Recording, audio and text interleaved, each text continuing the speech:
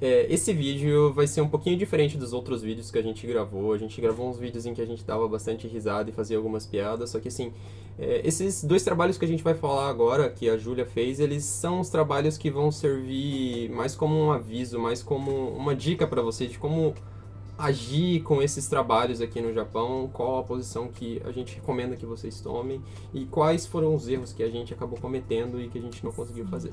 Então, o primeiro trabalho que eu vou começar falando é o restaurante brasileiro.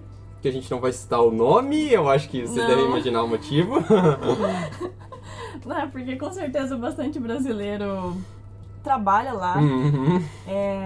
Pra deixar um adendo, é um restaurante que tem várias filiais e isso aconteceu em uma filial. Uma filial. Não quer dizer que todas as filiais sejam assim. Aconteceu em uma filial, que foi na que eu trabalhei.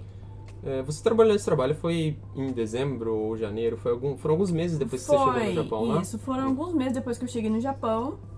Eu acho que foram 3 meses ou 6 meses depois, alguma coisa assim. Então, meu japonês também não era muito bom. Isso foi um problema pra mim. Assim, eu não diria que o problema que ela enfrentou lá foi devido ao pouco japonês.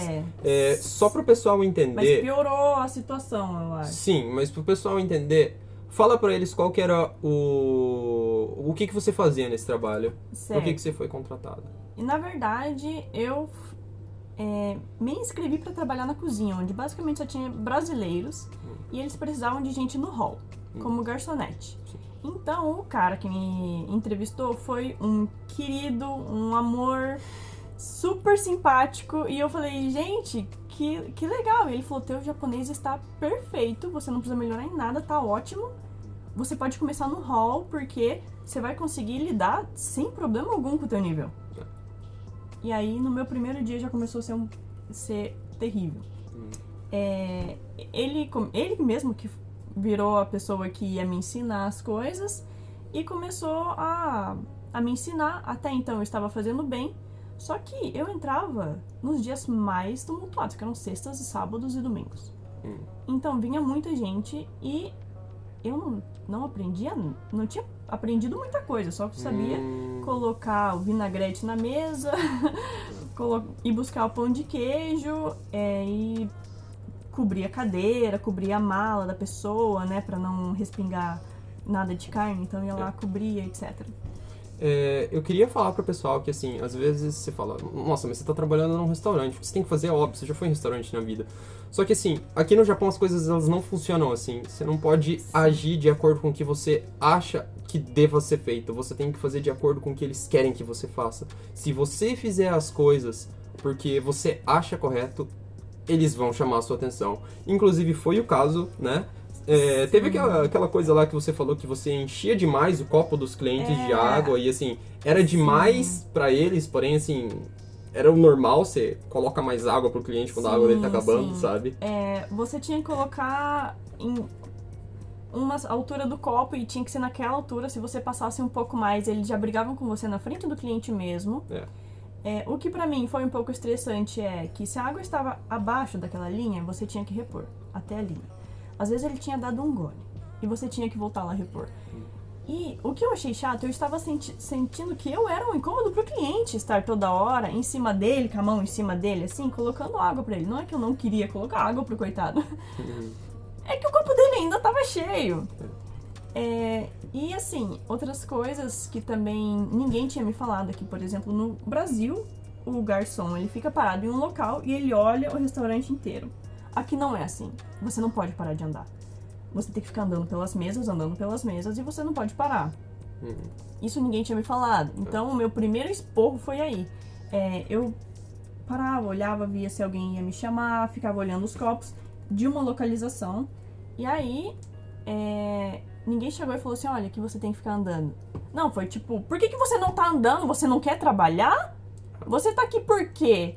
Se for pra ficar parada, você volta pra casa. Sim. E eu não fazia ideia, é um restaurante brasileiro. Imaginei que o estilo fosse um pouco brasileiro também. Sim. Então, começou por aí.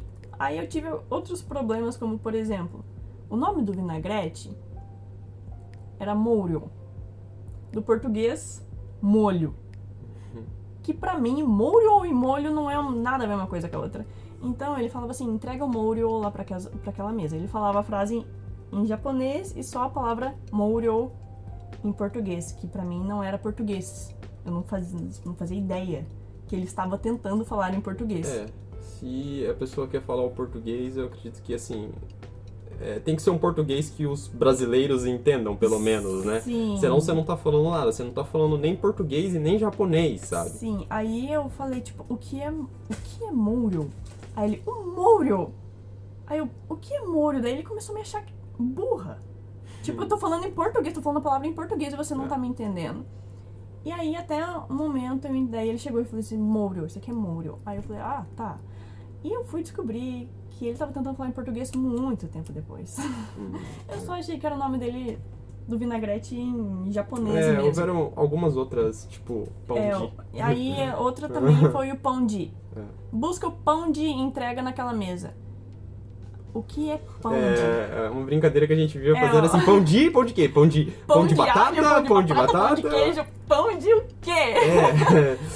Então ele falava, pega o pão de. E eu ficava olhando pra aquela cara dele assim, falando assim... Termina de falar! Pão de quê? Aí eu falava, pão de, o que é pão? Aí eu comecei a pensar, pão de, o que é pão de? E aí ele chegou e eu descobri que... Daí ele falou, isso aqui é um pão de. E era um pão de queijo. Porque ele achou que, sei lá, fosse o nome da frente, o nome do meio e o sobrenome do pão de queijo. Então ele chamou pelo nome o nome do meio e ficou pão de. E eu não fazia ideia do que ele tava falando, eu era nova, era meu segundo dia lá. Então ele começou a me tratar assim muito mal, como se eu não soubesse nada. E eu não sabia nada realmente, eu tava começando no trabalho. Você não tinha nem a obrigação de saber as coisas, Sim, né? E aí ele falou, lembra o número das mesas, que era uma bagunça, inclusive, o número das mesas. E eu perguntei pra ele, tem algo escrito nas mesas, uma indicação de número, alguma coisa? E ele falou, olha pra mesa. Aí eu olhei pra mesa. Aí ele falou, você tá vendo algum número? Aí eu, não, dele, é porque não tem. Curto e grosso, né? Curto e grosso. Então, essa foi uma das experiências. Também teve várias. Olha só, fui 3 dias e tenho tanta história pra contar desse trabalho. Assim, eu não sei se a gente vai terminar falando de todas as histórias, mas eu preciso que vocês entendam que esse trabalho foi tão traumatizante pra ela que, assim, todos os dias antes dela ir pro trabalho, eu precisava ficar com ela no telefone, tranquilizando ela, pra ela poder ir trabalhar. Então, assim... Sim. O psicológico dela já não tava legal pra esse trabalho, sabe? E a gente tem que perceber essas coisas. Felizmente ela tinha eu perto dela e assim, ainda assim foi difícil pra ela sair de lá, sabe? Às vezes você tá num trabalho e eles fazem você acreditar que o problema tá em você. Foi o que exatamente aconteceu comigo. Tipo, eu falei... Porque ele começou a falar, tipo, um monte de coisa, né? Eu tentava me explicar e ele falava... o que você tá tentando falar? O que você tá dizendo? E eu não conseguia nem deixar, assim, passar as palavras na minha boca. Por exemplo, teve uma situação em que eu fui recomendada a dar prioridade para pessoas que estão com coisas pesadas na mão, como ou pratos, ou então com coisas perigosas, facas, essas coisas. Então, você deixa eles passar, porque eu não tava segurando nada. Então, teve uma situação em que ele passou, meu chefe, né, passou, ele me chamou, Júlia, vem aqui. E nisso, atrás de mim tava vindo um cara com faca. Aí eu falei, tô indo. E o cara com faca passando ali. E aí, o cara com faca passou, e aí eu entrei junto atrás, né? Porque eu fui lá ver que ele tava me chamando. E ele começou a ficar muito bravo comigo pela minha demora de ter chegado no local. Eu não demorei nada, eu só deixei o cara que tava atrás de mim passar na minha frente com as facas que ele tava segurando. E eu não conseguia me explicar. Eu não conseguia falar... Eu estava tentando deixar o cara que tava com a faca ali, as coisas pesadas, passar na minha frente, porque você me falou que eu deveria fazer isso. Sim. Então, eu não conseguia me explicar. E pra mim, isso foi o problema do meu japonês. Sabe? Eu sentia que eu não conseguia. Ele falava assim, por que você fez isso errado? Às vezes eu queria falar, não, porque fulano falou pra eu fazer isso e colocar isso aqui. Eu não conseguia, então tudo virava culpa minha. Tudo eu era ruim, eu não conseguia fazer nada, eu era burra. Porque eu simplesmente não conseguia me explicar. Exatamente, isso é uma das coisas que acontecem aqui, que assim, independente do seu nível de japonês, é bem difícil dizer que um dia você vai falar igual a um nativo. Sim. E isso também pode ser percebido aí no Brasil com o português. Se você for perceber em alguns momentos que você fica nervoso, é difícil de você raciocinar. Sim. E aqui no Japão, por ser em japonês um idioma que você está aprendendo, que era o caso dela, há 3 meses que ela tinha entrado na escola de japonês, é muito difícil nos momentos que você está nervoso, no momento que você está se sentindo acuado, você organizar as informações na sua cabeça e passar para a pessoa de um modo que ela fique convencida do que você está querendo dizer, sabe? Sim. Exato. Então, foi bem complicado essa situação. Eu peguei um trauma de trabalho, não queria trabalhar mais. Ir para lá era um terror.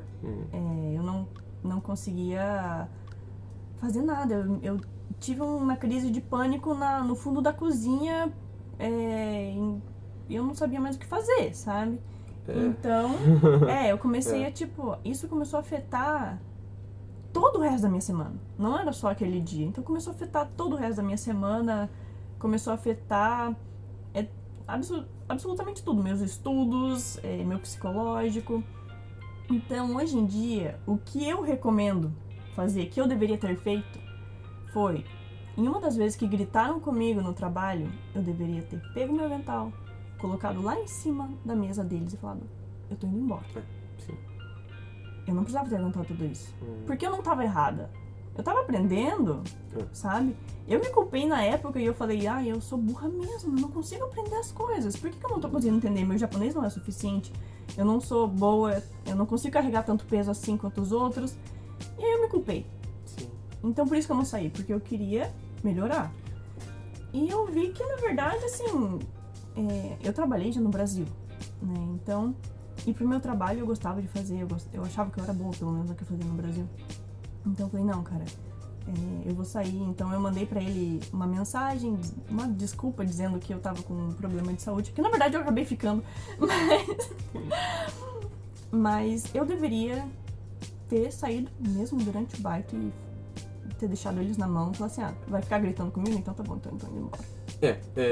Isso é algo que aconteceu com ela, mas também pode acontecer com qualquer outra pessoa. Sim. E vocês que vêm para o Japão, é interessante vocês terem em mente que trabalho no Japão sobra, sabe? Vocês não precisam ficar naquele trabalho por ser algo único na vida de vocês. Exato. Sobra trabalho aqui, e eu garanto que se você sair do trabalho e você quiser entrar realmente em outro, em 1 semana, 2 semanas no máximo, você tá num trabalho novo.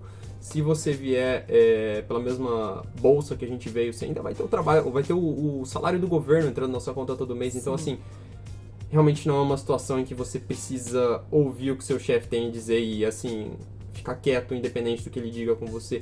Você tem que entender que, mesmo você estando aqui no Japão, você também tá deixando coisas pra trás, você também tá deixando coisas no Brasil e você tá aqui como uma pessoa digna, independente de qualquer outra coisa. E uma coisa importante que pra mim na época eu não levei em consideração eu saí do Brasil, todo mundo sabe a situação do Brasil é muito difícil de encontrar trabalho, você leva meses. Sim. Eu cheguei aqui, eu consegui esse trabalho e eu fiquei muito contente. Eu não queria perder esse trabalho, eu tava disposta a dar minha alma pelo trabalho, porque eu não queria perder o trabalho. A questão é, todo lugar está contratando. Todo lugar. Todo lugar tá Por que aí eu volto pro início do vídeo. Por que ele foi tão legal comigo na entrevista? Porque ele precisava de alguém pra trabalhar urgentemente. Precisava de uma mão de obra. E aí, eles começam a tratar mal você depois. Por que eles começam a tratar mal você depois? Aí a gente entra numa questão da cultura japonesa e da hierarquia japonesa. Isso acontece com muitas pessoas. É muito normal você sofrer pawahara, que é power harassment, que é uma coisa muito comum no Japão. Então, é mais uma recomendação do que eu acho que deveria ter sido feito. E se você passar por uma situação dessa, você saiba que tem vários outros trabalhos que você encontra em 1 semana e você não precisa passar por isso. Mantenha sempre a cabeça erguida, independente de qualquer coisa. Saiba que numa situação como essa, você não é o problema é quem está te ensinando. Exato. E o problema é a maneira com que as coisas estão sendo jogadas para você. Então, eu saí desse trabalho passei um tempo sem trabalhar, só fazendo hacken, né? E aí eu entrei em outro trabalho.